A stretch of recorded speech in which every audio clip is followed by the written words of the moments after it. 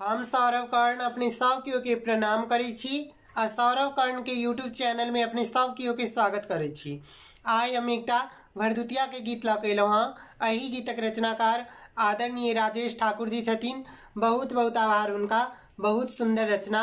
आओ सुनी केहन लागत कमेंट में जरूर कहब। जँ नीक लागत तो वीडियो के शेयर करब, सौरव कर्ण यूट्यूब चैनल के सब्सक्राइब करब आ घंटी के बेल आइकन के जरूर क्लिक कऽ लेब। धन्यवाद। जय मिथिला, जय मैथिली और अहाँ सब केओ के भरदुतिया के बहुत बहुत शुभकामना। धन्यवाद। एलई भरदुतिया के पावन हमहूँ मैया के न्योतबैन ना। एलई भरदुतिया के पावन हमहूँ मैया के न्योतबैन ना। हमहूँ मैया के न्योतबैन ना। यहुन का आशीष दे बैनना। हमहूँ मैया के न्योतबैन ना। यहुन का आशीष दे बैनना। एलई भरदुतिया के पावन हमहूँ मैया के न्योतबैन ना।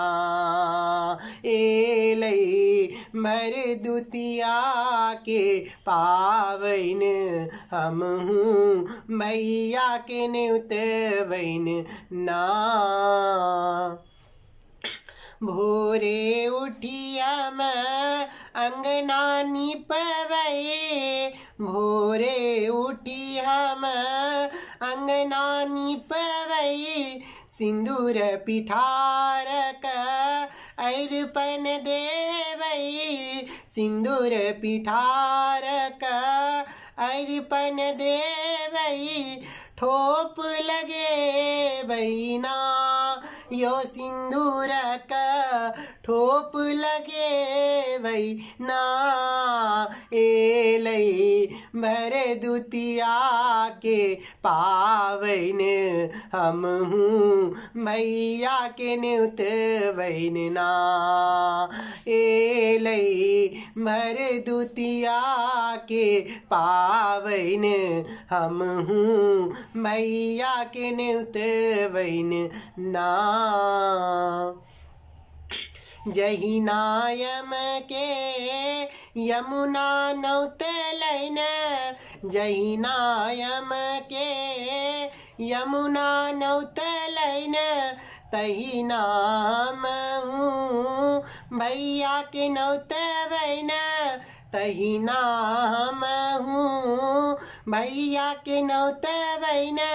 चानन लगेबै ना। यो भैया के ठोप लगेबै ना।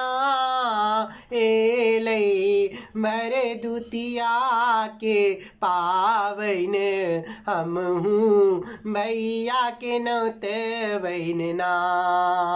एलई भरदुतिया के पावन हमहूँ मैया के न्योतबैन ना।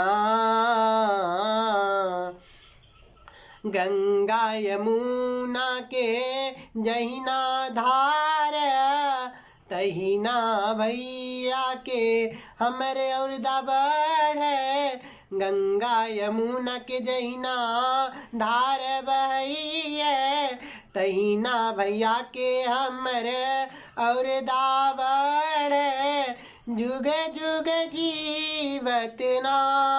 यो हमर भैया जुग जुग जीवत ना। एलई भरदुतिया के पावन हमहूँ मैया के न्योतबैन ना। एलई भरदुतिया के पावन हमहूँ मैया के न्योतबैन ना। हमहूँ भैया के न्योतबैन ना।